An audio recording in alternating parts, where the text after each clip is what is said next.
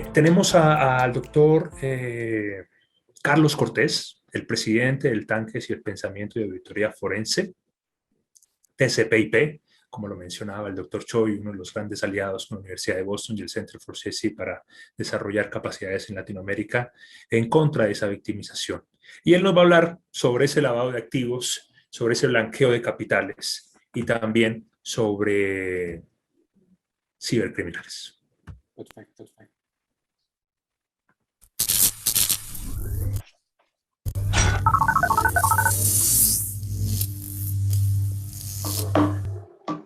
Muy buenas tardes. Hoy desde Colombia les damos la bienvenida a este magnífico evento internacional gracias a la participación y colaboración del Tanque de Ciberpensamiento y Auditoría Forense.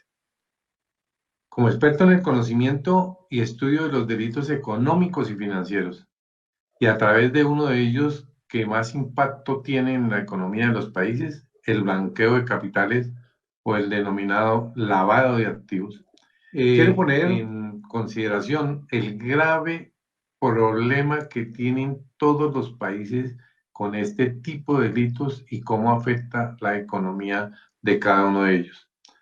Para eso es importante conocer en qué consiste, cuál es la definición, cuáles son las metodologías que se utilizan, las tipologías que utilizan estos delincuentes y vamos a comenzar por la definición. La definición es muy sencilla, la definición se enmarca dentro de todo el contexto de algunos países y dice que es el conjunto de mecanismos o procedimientos orientados a dar apariencia de legalidad de bienes, servicios o activos de origen delictivo o ilícito, a través de qué hacen ese lavado de activos. A través de un medio físico y actualmente ya modernizados los lavadores lo hacen a través del ciberespacio. El delincuente o ciberdelincuente normalmente tiene claro su objetivo. Siempre busca nuevas ideas y nuevos medios para cumplir sus metas. Este proceso del cual se tiene memoria se inició en el proceso que se le siguió al Capone cuando utilizó las lavanderías y más su detención se realizó a través de un delito fiscal. Pues bien, el lavado de dinero como delito tenemos que definir, y así lo hizo en su momento las Naciones Unidas en Viena en el año 1988, que estableció la obligación para que todos los estados así lo dispusieran. ¿Cuál es el objetivo de decir que el lavado de dinero es un delito autónomo? Pues que no depende de que el delito cometido que originó los recursos que se van a lavar o que se lavan a través de cualquier sistema, sea dependiente de demostrar primero el delito subyacente y posterior el lavado de activos. Entonces, lo que quiso indicar esta norma es que se debe someter el delito individualmente y autónomamente como tal en el lavado de activos. Entonces, un delincuente puede ser juzgado por el delito que cometió, que le dio el origen, ya vamos a ver cuáles delitos hay, que dio el origen a los recursos y puede ser juzgado por el lavado de activos y el enriquecimiento ilícito y el concierto para delinquir en algunos casos. Pues bien, ese delito del lavado de dinero o blanqueo de capitales tiene unos verbos rectores que lo motivan, que lo generan. Entonces, cualquier persona que adquiera, resguarde, invierta, transporte, transforme, almacene, custodie o administre bienes provenientes de los delitos. ¿Cuáles delitos? El tráfico de migrantes, la trata de personas, la extorsión, el enriquecimiento ilícito, el secuestro extorsivo, la rebelión, algunos delitos importantes como el tráfico de drogas, el contrabando, la minería, los hidrocarburos, todos estos delitos con estos verbos rectores que son, una cosa son los verbos rectores y otro los delitos. Entonces, los verbos rectores son precisamente estas palabras que les estaba diciendo, de adquirir, resguardar, invertir, transportar y transformar, o almacenar o custodiar esos bienes producto de esos delitos. Muy bien. ¿Qué delitos están relacionados con el blanqueo de capitales? Entonces, siendo el blanqueo de capitales como la finalidad de ocultar, de darle apariencia de legalidad a esos recursos que se han obtenido ilícitamente a través de algunos delitos como los que mencionábamos anteriormente, y aquí hay uno súper importante que hoy es parte de la mayoría de los países, que es la corrupción. La corrupción genera recursos que el delincuente tiene que tratar de ocultar, dándole esa apariencia de legalidad. El contrabando, pues con mayor razón, el contrabando es uno de los delitos que implica el movimiento de dineros en gran escala. El contrabando implica que los lavadores traen o llevan a un país a otro, compran mercancías en la China, las ponen, las venden en cualquier país, en algunos sitios en especial, y esos recursos los blanquean a través de algunas empresas que ellos mismos le consignan y lo blanquean a través del sistema financiero. Los delitos financieros, el secuestro, la extorsión y principalmente el tráfico de drogas, el terrorismo o la financiación del terrorismo, por eso se llama lavado de activos o financiación del terrorismo, la minería legal, los delitos fiscales o aquí denominados delitos tributarios y la trata de personas. Estos son los delitos que principalmente tienen un efecto importante sobre el blanqueo de capitales, que están, digamos, financiando esos recursos y quieren blanquearlos a través de varios sistemas. Pero a través de cómo los van a blanquear, si tienen que llevar un proceso, ellos son organizados, llevan un proceso de lavado de activos. Este proceso está determinado primero por la generación. ¿Qué es la generación? Pues es generar bienes o activos provenientes de un acto delictivo.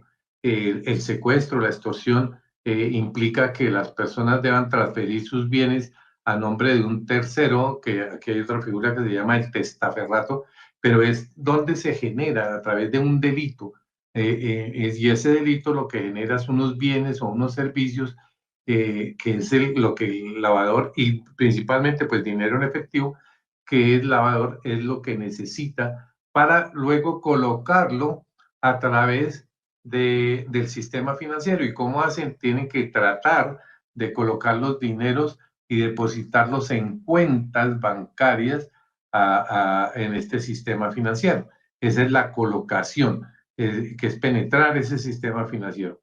Posteriormente, en ese proceso, viene la integración. Y la integración es que esos fondos se utilizan para adquirir activos legítimos de capital. ¿Qué quiere decir eso? Pues después de generarlos, colocarlos, tienen que integrarlos dentro de otro sistema. Es decir, una vez en el banco, lo que hacen es tratar de comprar activos o realzar empresas que están en dificultades económicas, o comprar empresas o crear empresas o comprar bienes que les permitan integrar esos dineros que ya están generados, están colocados en el sistema financiero, ahora los integran a otro proceso. Y posteriormente a eso lo estratifican.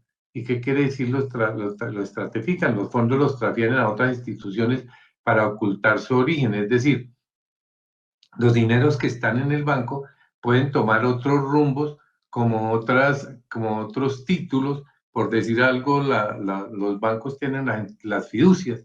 Entonces, las fiducias generan un traslado para un fondo común, y ellos, a través de ese sistema, están tratando de disuadir a las autoridades de tal forma de que no puedan establecer su origen y la pérdida y el movimiento de estos dineros y de estos bienes a través de estarlos transfiriendo de una persona a otra, en fin, eso hace que se pierda el rastro del origen del recurso. Después de ese proceso, hemos estudiado y hemos determinado lo que denominamos las tipologías. ¿Y qué son las tipologías? Las tipologías son el modus operandi del lavador, que implica como esa forma de hacer las cosas. Bueno, muy bien. Hay algunas importantes que les voy a comentar. En este caso, por ejemplo, las exportaciones ficticias de bienes o servicios. Eso implica que el lavador hace todo el trámite de una exportación, pero nunca suministra ni los bienes ni los servicios de tal forma de que él está realizando el lavado de activos con otro país y en otras circunstancias a través de empresas o a través de personas que prestan estos servicios. Igualmente son las inversiones extranjeras ficticias, es decir, a través de comunicaciones a terceros en diferentes países, tratan de hacer inversiones en las empresas de tal forma de que esa empresa sea el canal para lavar a través de una inversión ficticia, de hacer esta inversión no económica. En el aporte lo puede hacer aquí, pero lo dice que lo hizo en el exterior. De esa forma trata de lavar los recursos. Implica también la sustitución de deuda externa. Buscan entidades o empresas que tengan alguna dificultad de flujo de caja. Lo que hacen es facilitarle los recursos o sustituir la deuda y decir, déjeme la deuda a mí, yo se la pago. Entonces, tratan de hacer esas maniobras en ese orden de ideas. Hay unas transferencias de dinero a través de los giros internacionales que son lo que se denomina, lo comúnmente se denomina el pitufeo. ¿Qué implica el pitufeo? El pitufeo implica que ellos, a través de estas empresas de transferencias de recursos, que son las empresas de transferencias de divisas, contratan o tienen varias personas que van a diferentes empresas en diferentes sitios y los trasladan a diferentes países, en diferentes ciudades, a diferentes empresas y a diferentes personas.